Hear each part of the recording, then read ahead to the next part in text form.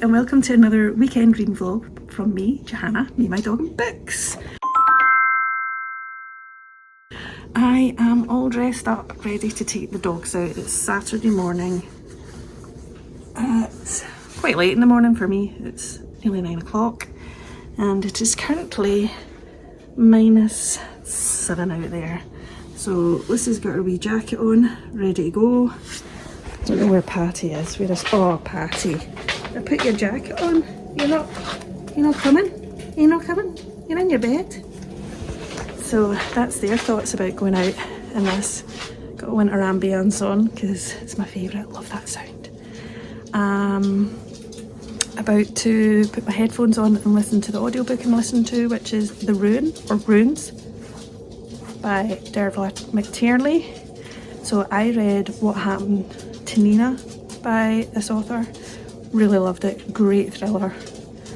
And when I mentioned it on one of my videos, one of you lovely people mentioned that you, I think it was on my video, mentioned that you really liked this one by this author. So I managed to get it on Libby from the library and I'm really enjoying it so far.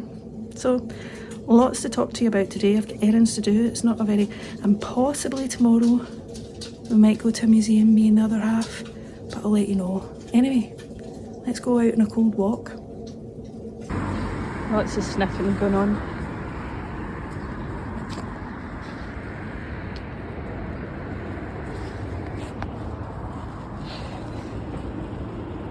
Hey, I'm gonna go. The grass is brick hard in the frost.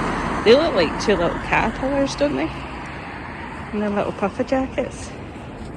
Don't these? No, do not eat poo. If anyone else's dogs have a, like, Patty definitely has a penchant for poo. Disgusting. Pretty Patty, the poo muncher. It's looking quite frosty. At least it's not icy, it's just that kind of like I'm not going to go slipping. I don't need to put my grips on. Oh, the smells. They love the smells, though, don't you? Lucy, when it's all the smells and the frost. Aww. And we've got our wee puffer jackets on, kids. Look at us. I'm not going to lie, it's freezing. Quite like it though. Oh, if the blue skies could come out, that would be nice. It is a bit early, I think. But I can see them, which is always good. And a nice fresh morning walk. Listening to an audiobook. It's one of my favourite things. But I've got the optician, I've got an eye test at lunchtime today. So I'll let you know how that goes. So the witch has just had these toast, veggie sausages and beans, and he's decided that these two are going to get their wee plate, their own wee plate. Their own wee plate of veg sausage and a bit of bean. Let's see what happens as they get their wee weekend treat. Yeah. Lucy can't hear, so you need to let her sing.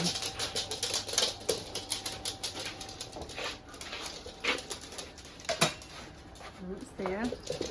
Patty will eat this in 3 minutes. Loving that, Patty. God. Lucy used to be the fastest eating dog in the world, but Patty supersedes her now. Yeah, don't worry, those dishes are going in the dishwasher. Spoilt pups. Use our spoilt pups.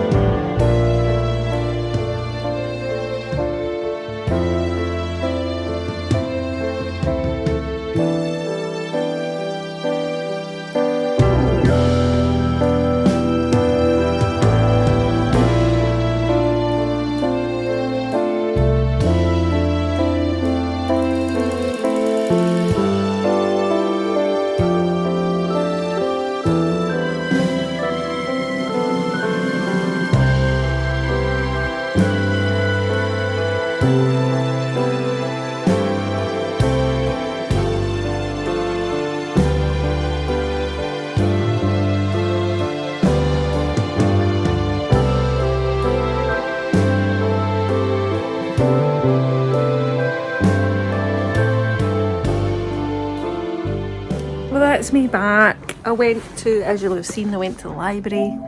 I got my eyes tested. And my distance eyesight has got worse.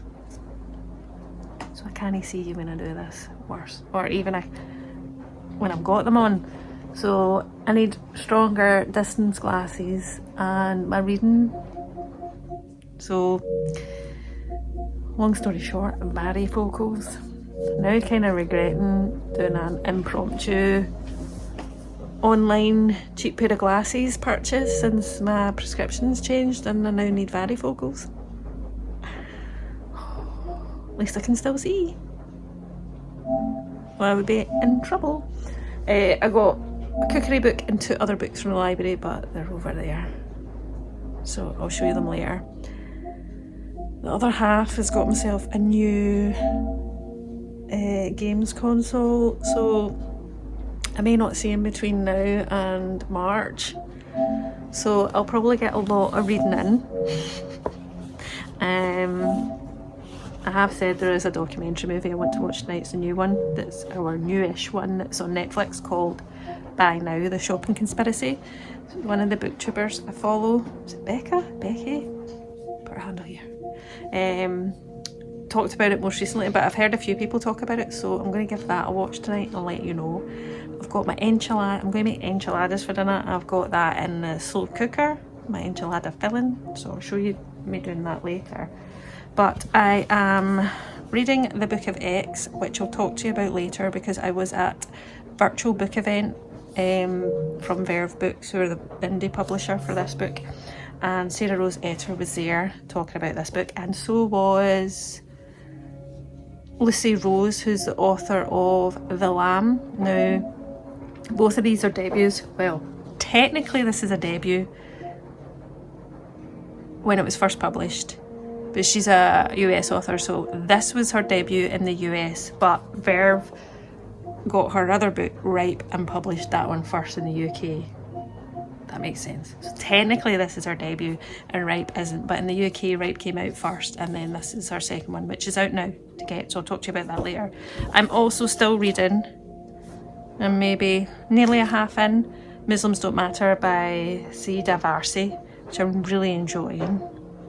Very good and very poignant for this moment in time. And then I just started How to Age Disgracefully by Clare Pooley. It says uplifting, heartwarming and joyful, which I'm kind of up for. It's got a group of senior people as the main protagonists at the moment, and I'm fair enjoying it because there is a woman called Daphne. I don't know what age she is, 70s or 80s, right, and she doesn't go out much, and she's like, oh, I really should, you know, try and, you know, not just be a number but let people know that I still exist. So she kind of joins a, oh no, she's 70 because she's finding herself alone on her 70th birthday with only her plants to talk to and her neighbours to stalk online. So that's when she decides to join a senior citizens social club. Who doesn't love protagonists, senior citizen protagonists?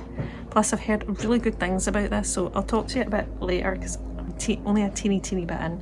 So since this is all getting set up, the new games console, and the OH is likely to be stuck to that for the next few months, I have got no excuse but to get into my reading or some of my cosy hobbies and do not scroll aimlessly online.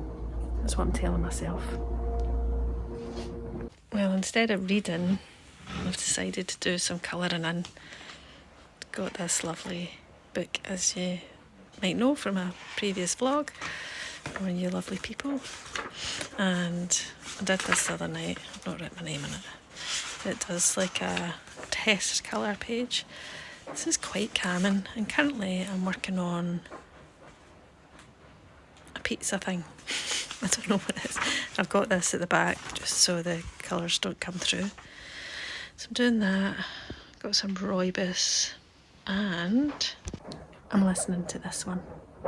Not him. My Care Bear. I'm listening to this halfway through. Really enjoying it. So after a wee bit of colouring in, and I was listening to my audiobook but also watching some booktube. My friend Michaela has just started a booktube. We're friends on Book Talk, so there's our handle if you want to give her a follow. She is a great thriller, sort of dark.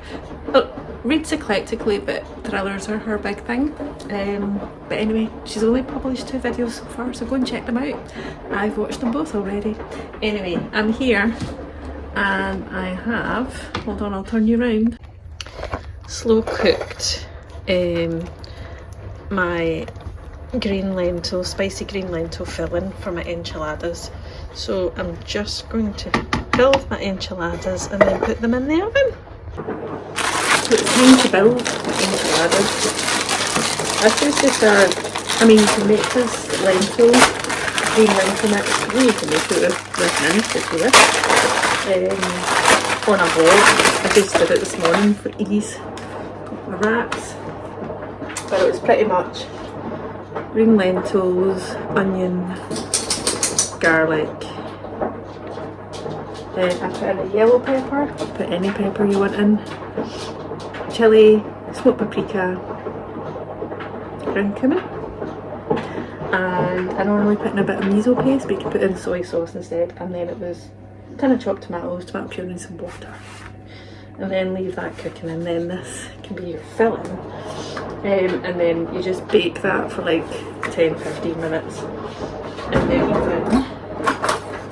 I love enchiladas. They feel like a Saturday night dinner, don't they? You can also make enchiladas with like sweet potato if you don't like lentils, or any veg really. You see me building this. It's not the prettiest actually when you're building it, so I'll maybe not bother. And then what I'll do is I'll sprinkle it with my cherry tomatoes and a bit of this, and some jalapenos probably. So I make quite a few of these, and it will on this. It will be quite messy. I don't know if I've got enough. I don't think I've got enough. These have only got 4.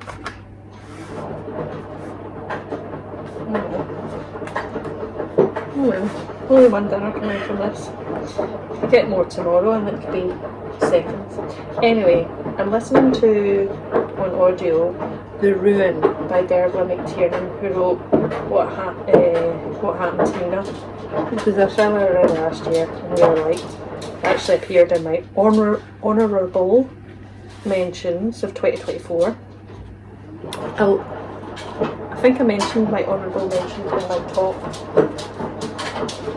books of 2024, so I'll link that in the description below in case you haven't seen it. So one of you lovely people said, oh, you really enjoyed The Ruin. So what I hadn't realised is it's actually a full-working detective, because it says Cormac and then the detective's name #1, so it sounds like there must be other books in the series. Anyway, this is you start in 1993 and there is a young girl and her brother at home with their mother, who appears to have a drinking problem, possibly drugs, unconfirmed, and they're not well looked after. Maud, the oldest girl, kind of looks after her brother, and then they're found by the detective because the mother has died at home, looks like from a drug overdose. So because of their age, Maud's like 15 and her younger brother Jack is much younger, like it's like 5 or 6 or something, can't remember. And so she knows they'll not get placed together in foster care, so she leaves for him to do it, and then she can leave. Then we fast forward to kind of modern day, and Jack is all grown up. Stuff's falling out the enchilada. Jack is all grown up and got a job, a partner, yada yada. I'm going to add more into this one. And but then he dies. Suspected suicide, but unconfirmed. And we start to kind of wonder. His sister, big sister Maud, comes back from Australia because his death seems suspicious and a few other things happen. And then the detective from back in that day is still in the police force, the guard, and the guard, I can't remember what the Irish police are called. And they start to look at it as a cold case because things seem to not be adding up. Plus there's a connection where they start to look at their mother's death. I'm halfway through and so far really enjoying it. You see, there's no leftovers, there's only enough for one dinner. So I might use this, it's like a chili dish or something like that. Remind me, there's so much falling out, I'm just going to eat it. And I'm really liking Derval McTiernan's writing. So if any of you have read any more about her or can recommend any more, let me know. I picked this one up on my library Libby app. And no waste. And narration's great. The woman that narrates the story is brilliant, so I'm really enjoying it. Sorry, the light looked as if it went smoky and I thought something was on fire. Anyway, I am going to add some cherry tomatoes, some jalapenos, and put this in the oven. Patty's just gardened my dinner. So put it on the table. It's made a salad, and that's the enchiladas there. Got some alcohol-free tipple.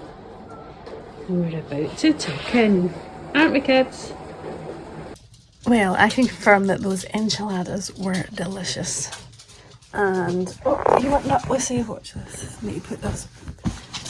And she comes up here. And then Patty's here.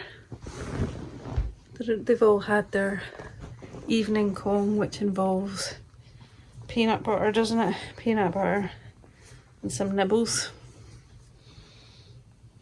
And she's still licking the bits off her paws. So the fire's on, the jammies are on. And we're going to watch that documentary. David was like, it's kind of like a middle of the week sort of like docu-film. And I was like, yeah, but I really want to watch it. And he's got his PlayStation, so if we watch that, he can play his PlayStation after. Then I'll probably have an early night, I think. I know it's Saturday, right, but first full week back at work. I say first full week, I was off Wednesday. And I work compressed hours, so I work Tuesday to Friday, longer days. So I don't work Monday. But I took an annual leave day on Wednesday, and I'll need to show you. Oh well, this is why I went and got a tattoo. So I've got already Namaste at the back of my neck, and I wanted it added to. So the lovely Jess, who's done a lot of my tattoos, you pawing me? Designed something up for me. I was like, just want you to add something to my Namaste. You know I love yoga. So that there is the seven chakras of, well, I say yoga, but the origins are beyond, like they came from yoga. And so the 7 chakras, and apologies, I don't know the proper Indian yogi name, but it is crown, so this is all the way, but there's 7 of them. Crown, third eye, which is this bit here, throat, heart, solar plexus, sacral, and then root. So it's all your energy points in your body, apparently. Aren't they? You smelling my dinner? Smelling my dinner? She does this. She's not a licker though. Patty is. She'll go around sniffing, like, what have you been eating? And then Patty would just 100% lick your face. Don't you? You're just getting relaxed, getting ready to watch the movie. The waitress is still upstairs. Wait, no, I'm coming down. we shout on him. Anyway, I'll let you know what this documentary film's like, and then I'll do some reading, probably in bed. But it's Saturday night. I have my peppermint tea and I'm ready to go.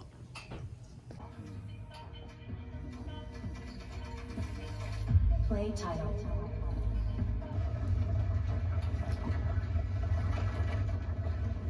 It's Sunday and I've been up, done my workout, walked the dogs, had a shower, washed the hair, you'll be pleased to see.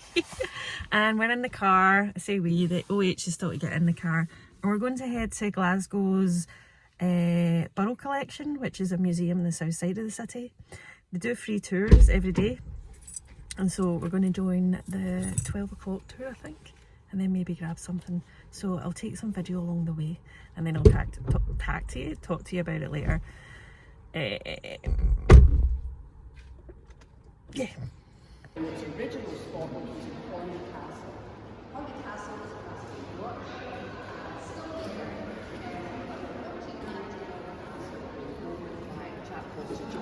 there. There they were all sold on and auctioned off and went all the way around the world. They are known to be top of their game. They are the absolute best. And he was a brilliant picture painter. He was rubbish with money. And unfortunately, he died a pauper in age 66. But the dealer he had was a chap called Habsburg Princess, was 1660, that we've just looked at, the Infanta. But this Maximilian was the Holy Roman Emperor in 1500, and his son in family. That was the only place big enough to have him see what he did then.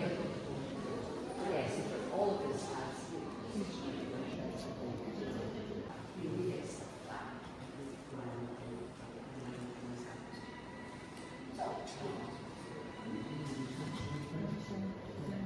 Yes, there was one I noticed when we went to the example. Yes, you're right. Yes, you're right. And in fact, it's a kind of like one person in the whole world. And when she comes to repair it, it's like a So we just had a free 1 hour tour at the gallery. It was really good. All the tours here, all the tours here are free and run by volunteers. And throughout February, well, they do these tours regularly, like just the general tours, but then they do tours that have got themes. So in February, they're doing a lot of LGBTQ plus history tours. Sorry, I'm trying to move so this wee girl doesn't get in the video. You know, what's right, consent and privacy and all that. So it's really, really good. We stopped for, just finished it, some lentil soup. In the restaurant area, they've got some nice carrot cake I've spotted as well, some vegan carrot cake. The soup is vegan as well, it's tasty. I really had a chickpea coconut curry, but what's the pennies. Anyway, we're going to go and have a wee look upstairs and then head home for the pups.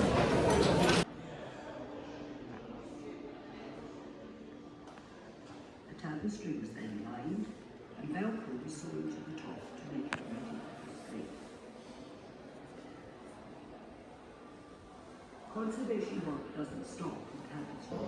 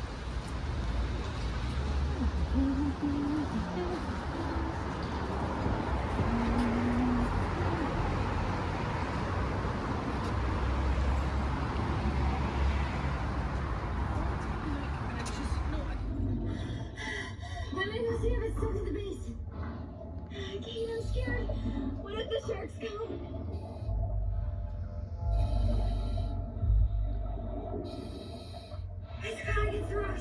I think that I can move it. Okay, but hurry, please. Come on, Kate. Well, it's Monday and finally the frost is gone, so it's like 10 degrees centigrade outside. So I was able to go a run, hence the face, but it was nice and fresh. It was a hard one. Some days they're alright and other days are hard. I'm just doing the same route, just however your body feels. But I started this last night on audio when I was walking the dogs. Say Nothing by the same author who wrote Empire of Pain, which was about the Sackler family and the opioid epidemic, which was amazing. Obviously it also triggered fiction and non-fiction adaptation. I hadn't realised that Say Nothing, which is about the Troubles in Northern Ireland, is also being adapted. I think it's either coming out or out on Disney Plus.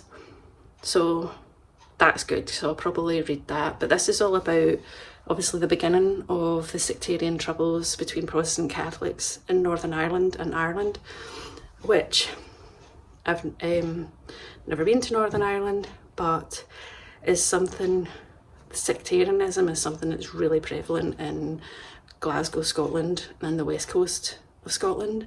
A lot of that is to do with Catholic Protestants. And also football, Glasgow Rangers often associated with Protestants, and Glasgow Celtic, who are two opposing teams. When they play together, it's called an home firm match, and guarantee you don't want to be anywhere near the city when that happens. The level of sectarianism in Glasgow, and we actually, there to this day, you see it in the summer months. There'll be orange walks, which are the very anti-Catholic Protestant walks. So I think reading this is giving me a lot more understanding of something that is seeped into Glaswegian Scottish, because actually I don't think you see it in other parts of Scotland, the level of sectarianism that is in, and honestly it's like entrenched in so many families, how they vote, the football team they support. Anyway, this is one of the reasons also I am quite interested in the troubles, as they call them, in Northern Ireland. So I started that, and so fascinating, really enjoying it on audio. So I think this will be a good one. If anything, this author does amazing research, and their ability to write and tell a story, a factual story, I found from Empire of Pain outstanding. So I have high hopes for this one. Let me know if any of you have read it, or if you're watching or have watched. I don't know how long it's been out, the adaptation. Anyway, I'm going to have a quick wash. I've got some stuff to return to Lucy and Yak. I got a voucher for my birthday and I was waiting for the sales, and I brought a dress. And I'm not even showing you it because I literally look like an extra from Little House on the Prairie, which is not really my vibe, so that's going back. But I did keep 2 trousers, so I need to return that. And I've got a list. I've got a listicle of things I need to do. I need to do my online food shop. I was going to go to Aldi, but then I thought, do you know what happens? You just buy stuff you don't need. Need to order the dogs' reef food, and I have a winner of, so on my Instagram stories recently I've been doing like pre-loved book giveaways, and this was the last one I wanted to give away, which is The Midnight Feast by Lucy Foley that came out last year. So a few people have picked that, said they would like to win it, so I need to randomly pick a winner and announce that. Oh gosh, I need to phone the doctor for my prescriptions, and need to do some budgeting and return my fizzy water CO2 canisters, which I get from Drinkmate. So busy day. Oh, a menu plan. I like to know what I plan for my menus. Anyway, I'll catch you soon. Well, as you know, I went on my run. Oh, my hair. And then I came home and I basically tidied up. I hoovered, I mopped, Let's see. Lucy Lou's still sleeping over here. Oh, can't point properly when there's sound asleep. So I did all those chores, then went for a bath, but I did all those chores while listening to Say Nothing. So I think I'm a good 30% in. I'm finding it really, it's like a history lesson. I'm really enjoying it. But also yesterday, yes. I'm terrible for remembering what days. Yesterday we went to the Burrell Collection, which is in Glasgow's south side, in Pooley Country Park, which actually we never got a chance to walk around the park because we spent so much time in the museum.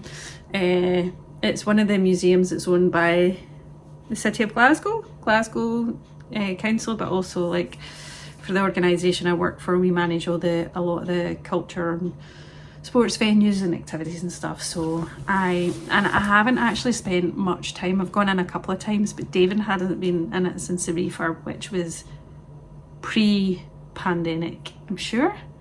Yeah, it was.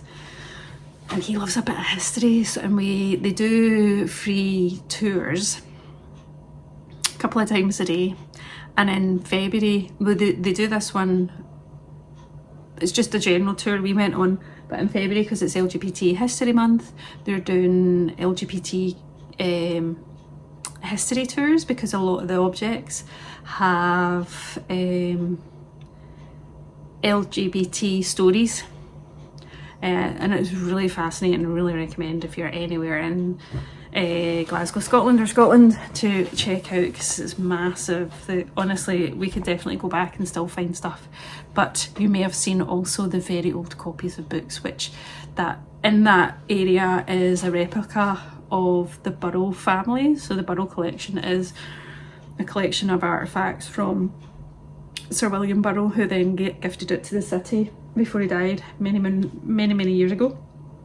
And they lived in a place called Hutton Castle, which is down in Scottish borders, and that area where it's like the reading chair and the books was a bit of a replica of one of their kind of rooms in Hutton Castle. Anyway, if you like castles and you like history and stuff like that, check it out. So yesterday did that, and then we watched 47 meters, which is like a very claustrophobic shark horror.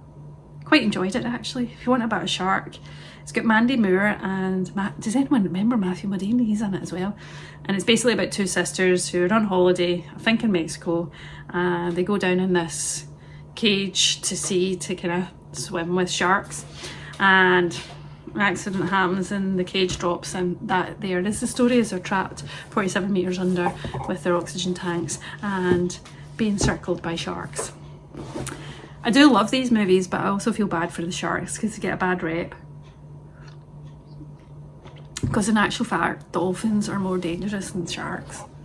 Google it, it's actual facts. Yet people will swim with dolphins, they wouldn't think about swimming with sharks. Anywho's, I also went to the library on Saturday and I picked up these two. I didn't have anything on reserve. I picked up another cookery book to check out, which is Deliciously Ella. So she does a lot of plant-based stuff, and it says everyday simple recipes. I like anything that says it's simple, to be honest. And I need to do a food shop, I've just remembered, so it can come tomorrow because I've ran out of like fruit and veg. So there's some stuff in this. I've not had a proper look. I do have to think about what the heck am I going to make for my dinner tonight. So there's maybe something in this I can do, but who doesn't love? I think this libraries, I think I've maybe said this before, libraries is some of the best way to check out and try recipe books. I'm telling you, some of the best way. She's got easy arrabbiata, warming pesto butter beans. How do you make the pesto? I don't have pine nuts. Of course, the key ingredient, big batch cooking. Do love a big batch cooking. Is there anything here? Spiced sweet potato stew, chickpea quinoa, and turmeric curry. I don't have any quinoa. Can you replace for quinoa? David's not a fan of quinoa. I don't mind it, I quite like it. Veggie paella, creamy sweet potato risotto, warming winter bowls. Might do that, look at that. Sorry, I'm just videoing myself going through a recipe book. That's not very exciting for you, is it? It's not very exciting. Another one I picked up is Lost in the Garden. I keep picking up in bookshops because cover gives me Midsummer, the horror movie vibes. And actually I'm not really sure what it's about, so I'll just say the blurby bit at the top because it's quite long. Like an old wife's tale, like a piece of wisdom passed down through generations, which no one questioned or even thought about too hard. Like folklore, it was just something everyone knew, a rule to be followed. Don't go to Almonby?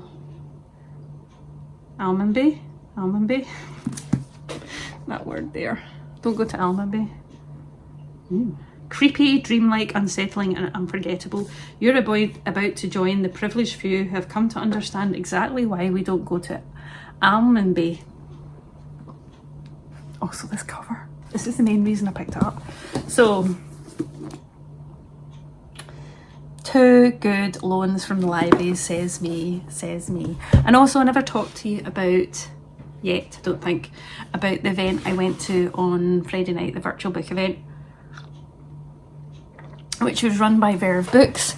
It was a free, you just signed up online so anyone could go, and it had the author of one of the books I'm currently reading, which is the Book of X by Sarah Rose Etter, as well as The Lamb by Lucy Rose, and that is a book that comes out, I'm hoping either I'll pre-order it or get it. So I was going to pre-order it, but then I was like, roundabout when I go away on holiday.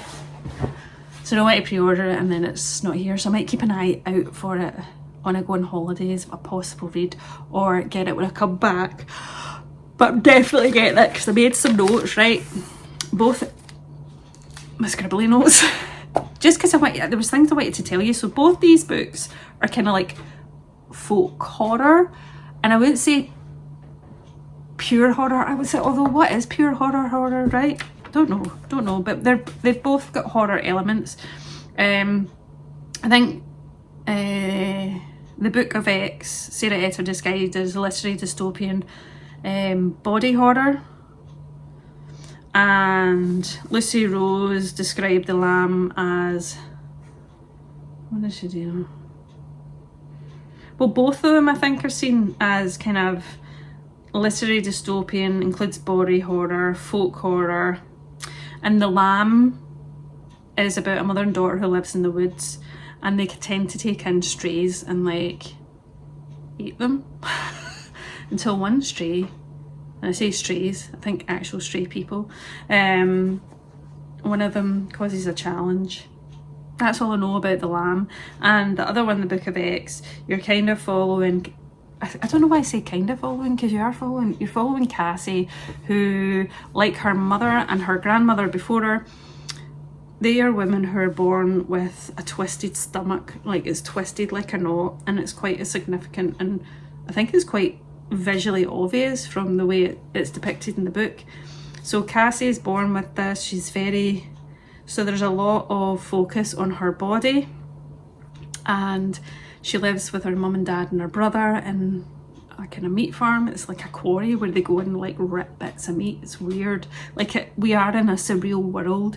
So there's kind of a lot of commentary about women's body, the family dynamic. So it's the brother and the father that go out to this meat quarry, and she's normally at home with her mum, helping her mum whilst also like being aware of her own body, and she develops feelings for a young boy in the neighbourhood that she goes to school with. He doesn't treat her that amazing.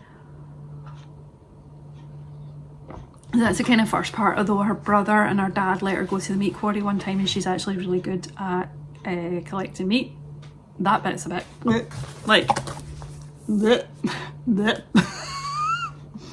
I mean, it is, it's like so uniquely written.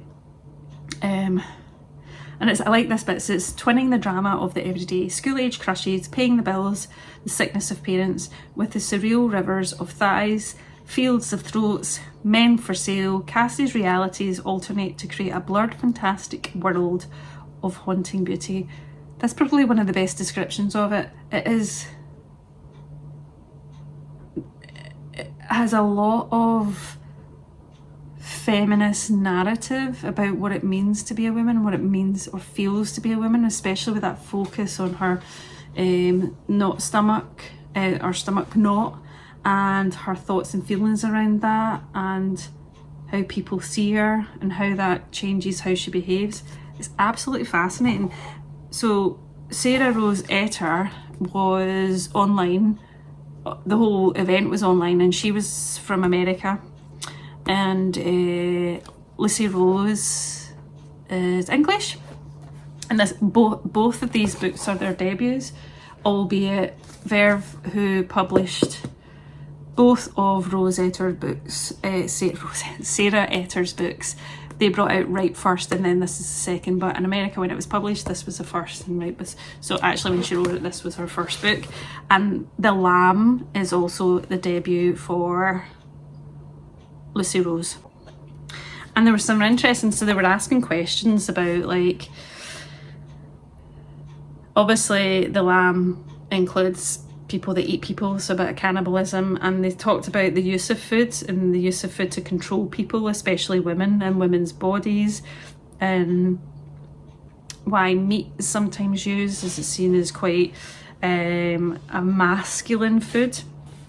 And also there's a mother-daughter relationship in both these stories, both in The Lamb and the Book of X, and they talk about how it's about how they influence mothers and the influence in the daughters that they can have, both in a positive but often in a very dark way.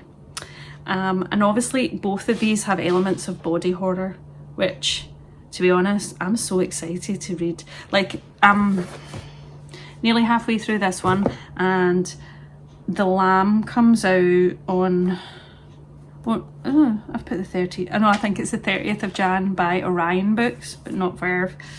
And both of the authors were lovely.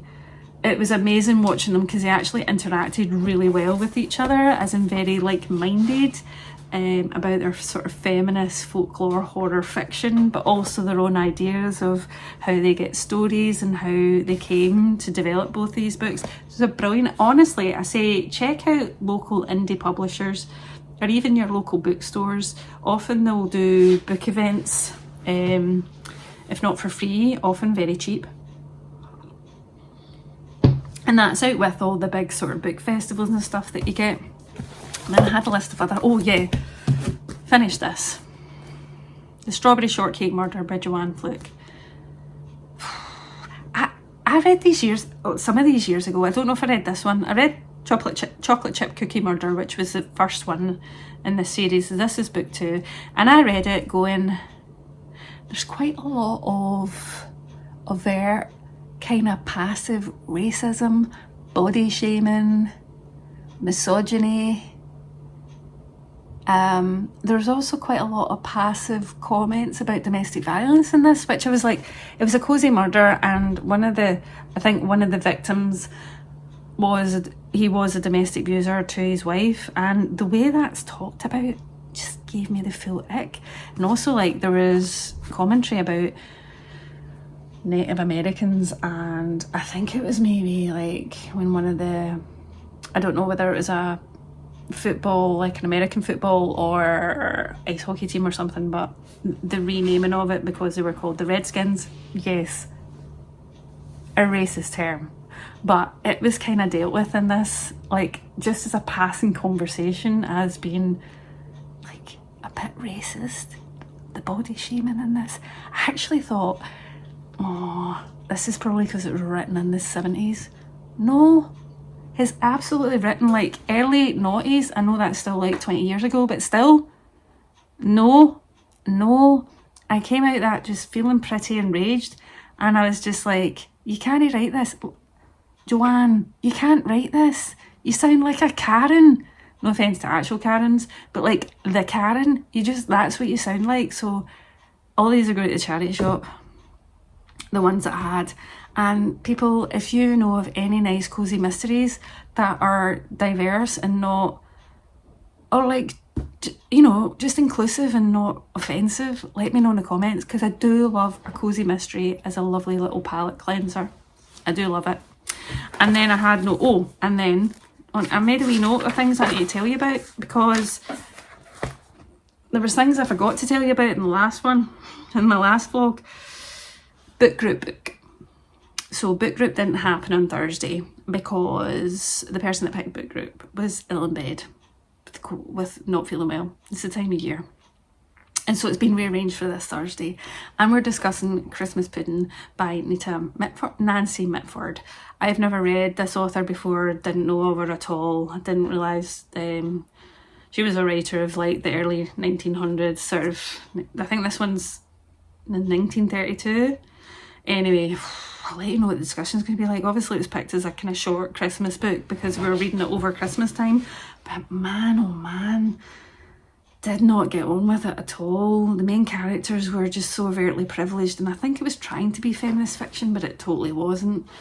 You know, about choosing or how to choose or not being thingied for, you know, like arranged for a marriage and a woman being able to choose. But it didn't really come across that way. It was of very white, upper class privilege of that time of year. You know, a family of and women of status, and there was a bit too much like dog fox hunting in this for me, which they were saying like overtly was because they enjoyed doing it rather than thinking about what that does to the animals. Anyway, don't get me started.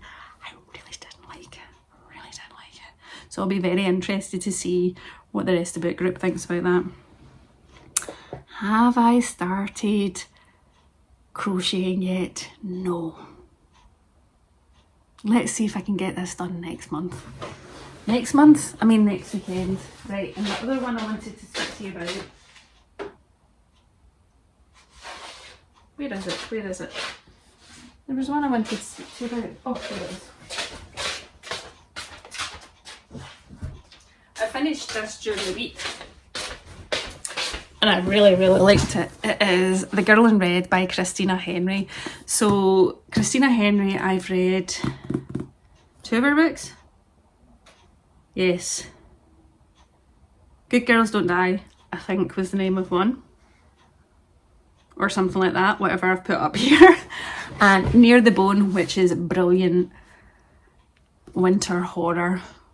I would highly recommend. That was my first Christina Henry. Now this one is, I think she's done a few of these and I actually own some of these. So she's done like The Lost Boy. So it's like it's kind of a dark, not a retelling, but what do you call it when it's kind of like a different take on a story? So Little Red Riding Hood is what this is a take on. And it says, beware the wolves in the woods, the girl in red.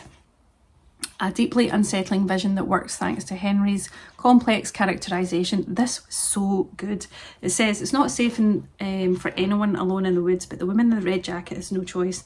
Not since the crisis came, and that's like the crisis that comes for Red, who is her nickname when she's a girl, comes to this world, which is basically a pandemic. And her family and the whole world's affected, and it's pretty much disseminated the population. She and her family went, and she was like very anti going into like government camps and stuff, and she's like, I don't trust them, we need to go to grandma in the woods. So she heads off, and obviously things happen to her parents, and that's not a huge spoiler. And so for a part of the journey it's her and her brother.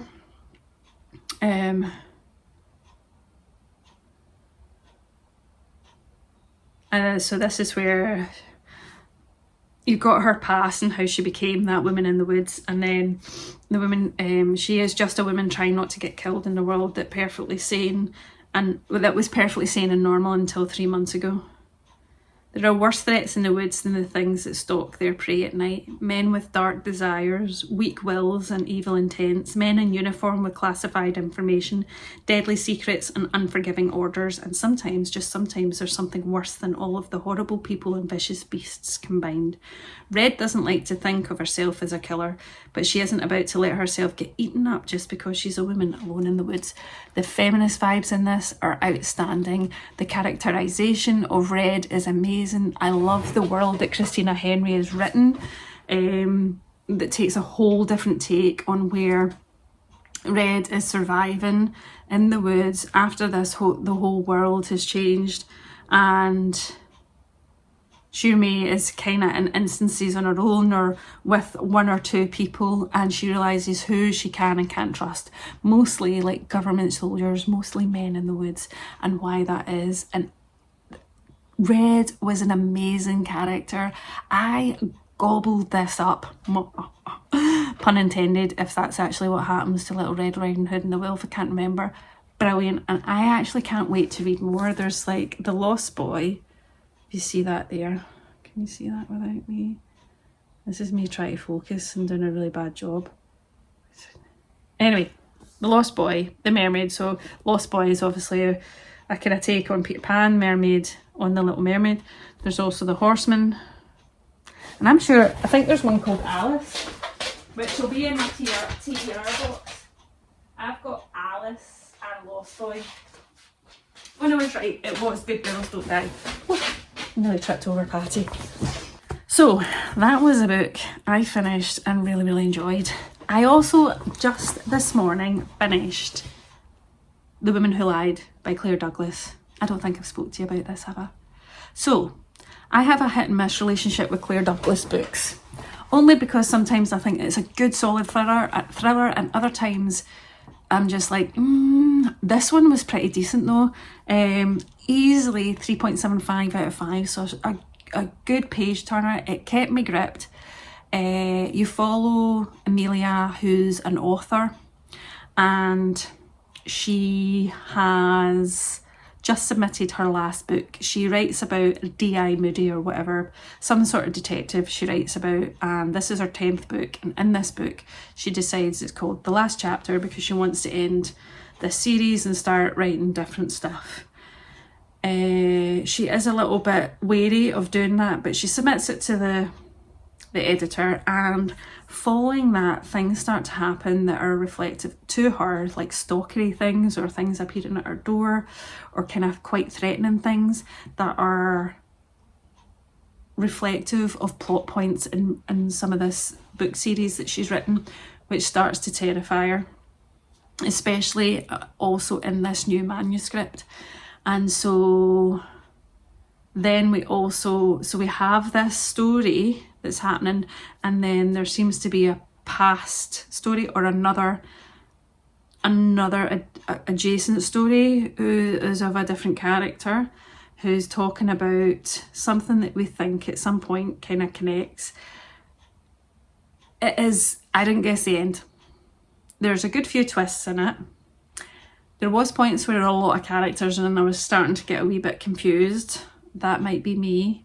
It does feel quite police procedural at times, which I don't mind, but just flagging that in case that's not your bag. I would say pretty decent time was had. It's not the best thriller I read, but I had a good time reading it. And this was one that I requested from NetGalley. I can't remember who the publisher is, so I will flag that I did get this one for free. And it was decent, 3.75 out of 5. I'd say that's a good score. A decent page turner, and if you've not read Clare Douglas, I would say check it out, because I would say it was one of her better books in my personal opinion, and I really enjoyed it. So that was a good one to end on this morning. I don't know if there was any movies I've watched this weekend. So we watched By Now, The Shopping Conspiracy. If you want to feel guilty about your consumerism, this is a good watch. Or if you want to like stunt your consumerism, this is also a good watch. But you also then realise it's not really down to you and your own personal behaviour per se, as in we're all being manipulated by the big companies like Amazon, Temu, Shein, Zara, all the big ones, and you soon like even Apple, and you realise the shifts that have happened even just in the last kind of 5 to 10 years in respect of, you know, buy in one click, Amazon Prime delivery, and how, but actually what I hadn't realised, and this one-off documentary film is really good at showing you, is the amount of waste that these organisations and companies, the amount of products they're creating and the waste from it. It will make you sick and angry. But it was also really helpful for me to watch, to do the whole thing, stop falling into that behaviour that I'm being manipulated to do, which is a buy now, have it delivered tomorrow sort of behaviour. Obviously, I have an issue with that with books. Although I tend to try and not buy from Amazon too much, I will have got my Amazon wish list, which I find useful for gifting to other people as well when they've got an Amazon wish list. But a lot of the time I have that wish list, and then I'll buy from like the likes of Waterstones or indie booksellers or bookshop.org, just so I'm not feeding the crazy beast that is Amazon. That's not to say I don't ever use Amazon, because obviously I've got a Kindle, yeah right, I've got Prime Video. They have me, but I'm very mindful, so where I can buy alternatively. Anyway, highly recommend. Then we watched Ma, which is a horror movie, which I would say Octavia, the main actor here, was outstanding. She played the character really well, but the script let her down, and I think if you're a horror film, it just wasn't. It's a horror film directed by someone that doesn't direct horror films. Or this was their first horror film. And it just felt like it was about to get to the dark side of the story or the brutal parts, and it just didn't quite deliver. So I wouldn't recommend that, in my personal opinion. But I would recommend 47 Metres, which we watched, and I really enjoyed that. And did we watch something else? No, we were catching up on the Traitors on Friday night. Because Traitors UK, I don't know if the Traitors US or Australia or wherever else you can find Traitors is out too, but we're watching the Traitors UK and quite enjoying it. It's pure escapism, I'm loving it. And so those are, I'm just checking my wee notes because I wanted to make sure I mentioned everything. Those are everything I've read to date, or currently reading, what we've watched, and hopefully in amongst all that you find something that you're maybe interested in and want to watch or read. Albeit a kind of quiet, let's say quiet, we were at a museum, I went to the library, I've done like a run, so it actually been a very productive weekend, so thanks for spending it with me as you always do. I do love, oh, I feel like something's just went off. Now when you think you've seen a light go off, I don't know what that was. Now I need to start thinking about my dinner. I think about food all the time. Anyway, not your problem. That's for me in 5 minutes time. And I just want to say thanks as always for watching, for liking, for subscribing. If you don't already, please do like and subscribe. Like and subscribe. Like and subscribe. Copyright to... oh my god, who is that by? I'll put it here because I can't remember right now. Yes, thank you as always, and I will be back next weekend with a weekend reading vlog featuring a cameo of my mum, because she's back over for the weekend, and I think I'll take her to the cinema on a day, but obviously I won't film in the cinema because that's illegals, but you'll get to see my mum. We'll take her out and about, which will probably involve a cafe and some charity shopping. She likes a wee nosy. And I need to go to my other library, Glasgow libraries, because I've got books to return and possibly pick up as well. So that will be happening. Is there anything else happening next weekend? No, that is the majority of it. So I'll take you along with me as I always do. Please let me know in the comments what you're reading, if there's anything, if you get any questions. And coming soon after this one is my Q&A video, because I celebrated last week, a week ago, 2 weeks ago, maybe by the time you see this, no, a week ago, I can't remember now, my first year in BookTube. So I ask you lovely people for questions, any questions you want to ask me. So I'm going to do a Meet the Booktuber, which will come after this video. So I'm just going to write up all the questions because I asked you lovely people and you replied, but also it is unlikely that by the time you've seen this that I've shot it. That will probably happen on the Monday or Tuesday after this video goes up. So feel free to ask me a question. Do you want me to answer that? And if I get it in time, I shall answer. Anyways, before I keep rattling on, I better get on with menu planning for my dinner, and I will see you in another bookish video very, very soon. Bye!